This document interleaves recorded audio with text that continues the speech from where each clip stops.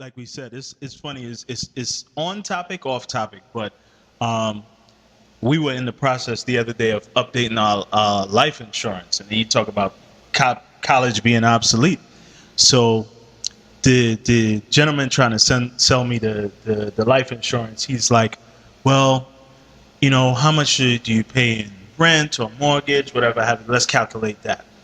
And he's like, let's calculate how many years would your wife want to live without you on your salary. So, we throw out a number there. And then he's like, and how many kids you got? I'm like, I got two. He was like, so, private college costs this and public college costs this. So let's calculate that. You're going to need that. And I said, I'm about to send my kids to YouTube. Like, let's forget, because listen, I spent a lot of student loans and learned a lot of more things on YouTube than I did in those college hallways. Not to say that my collegiate education hasn't served me well. I think I learned how to think critically. I think I learned how to adapt to subject matter that wasn't of immediate interest to me.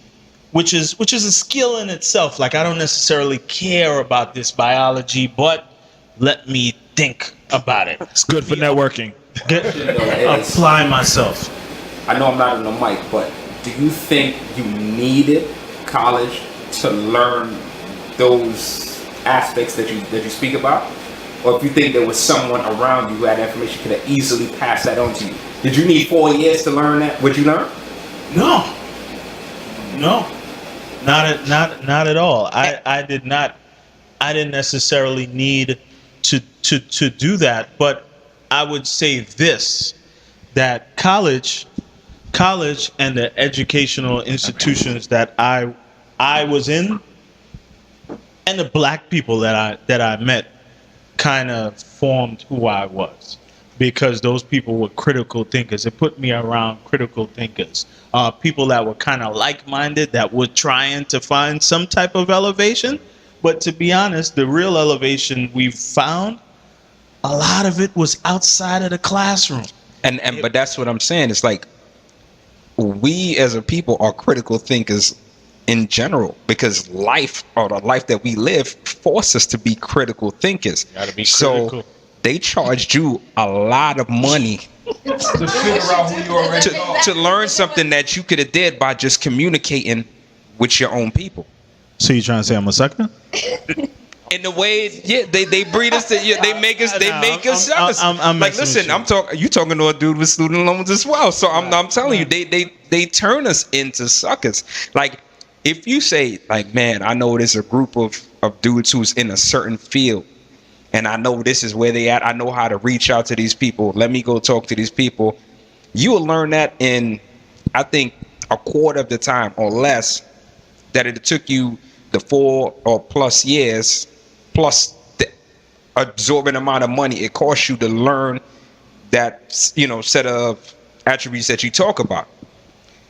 Like, they put us in a position to fail at every time, because even when you get the knowledge, you come out and it's like, yo, you're already at a setback, because even when you start making money, it's not yours, because you still owe That's okay. So X amount of dollars.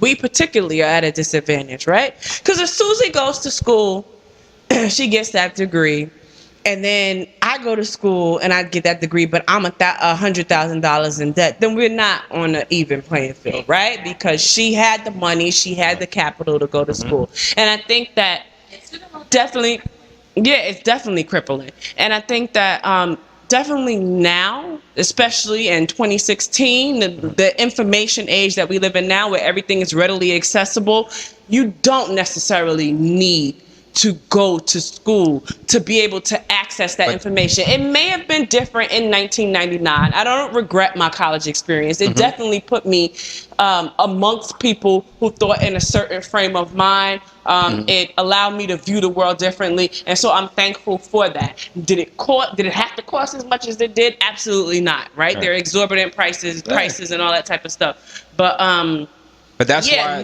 I say now, because of all of the information that is readily available to you and at your fingertips, Yeah, and that's why there is an uncollege movement. You can look and find, like, you can Google it. You can find documentaries and and those type of things. There is an uncollege movement. But And that's I what just I'm saying. have to add to that. If you could have got that knowledge without it costing you that amount of money, are you that far off from Susie now?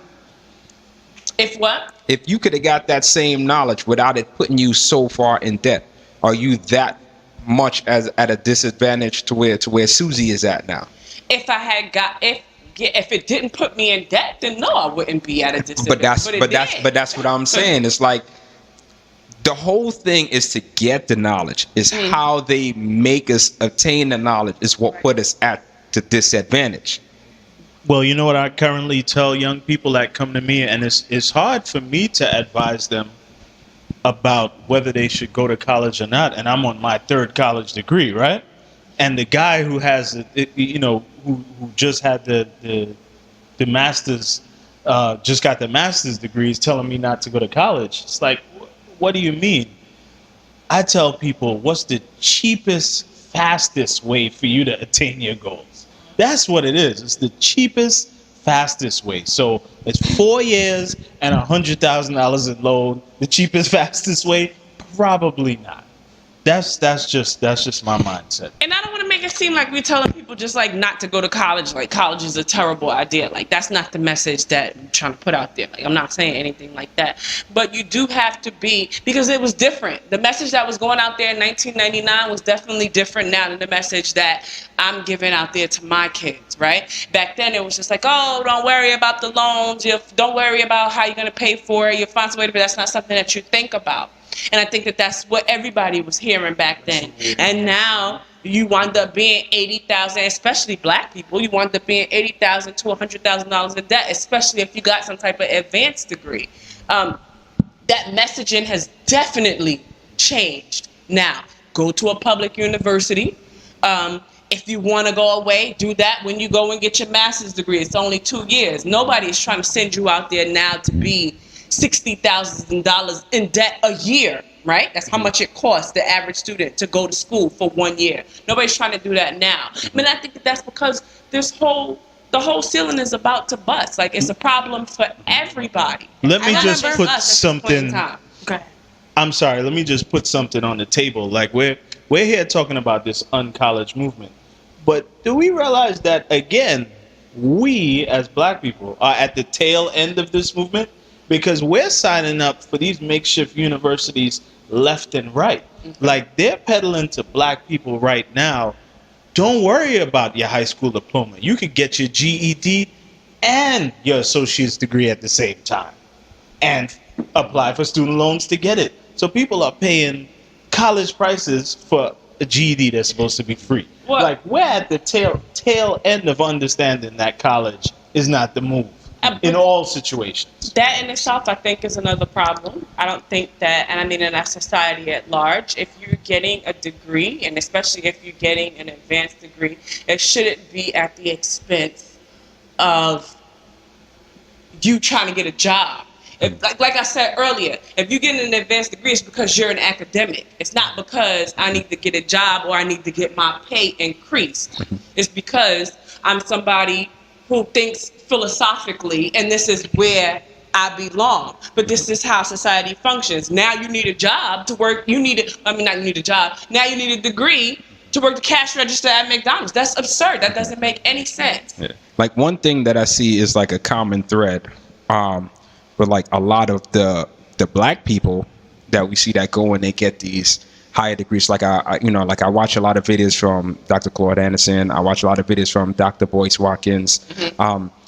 These guys that have these, PhDs, but they're not making their money in the field that they got their PhDs. Exactly. Their money right now is pretty much telling you like, yo, this whole thing is a sham. Like they're telling you like, yo, there's other ways that you can do this. Like Dr. Boyce Watkins' career right now is telling black people how to empower themselves through, other means of economics, how to open up other businesses, other, streams of revenue. Same thing with Dr. Claude Anderson. He's like, yo, these are things that you can do to help build your community. Because when you don't have the community, you're really looking at a a high rate of failure, and and so forth. That not one of them with these big degrees are saying like, yeah, well, this is the way to do it. You're gonna go to school, get this degree, study in this, and follow that. They're all telling you the opposite of that. Like, no, these are the businesses you need to look at. Check out these methods. So it's telling you right now that there's a flaw in that plan that they've been teaching us for almost like this is the way you need to go about it and do it. You know what I mean? You're totally right, and for me, like, I really try to look at life on the most basic level. And from what you're saying is that we are going certain routes that aren't tailor-made for us. But we could go in H&M and be like, I don't wear those jeans. It's not tailor-made for a black man. I don't go to Uniqlo. Them shirts don't fit black man. Them things is Euro style. Right. But we follow other people's paths to economic success. Right. We follow other people's paths to everything. Right. But never follow our own tailor-made routes to certain things. It's just me. So which route should we follow? My route. No,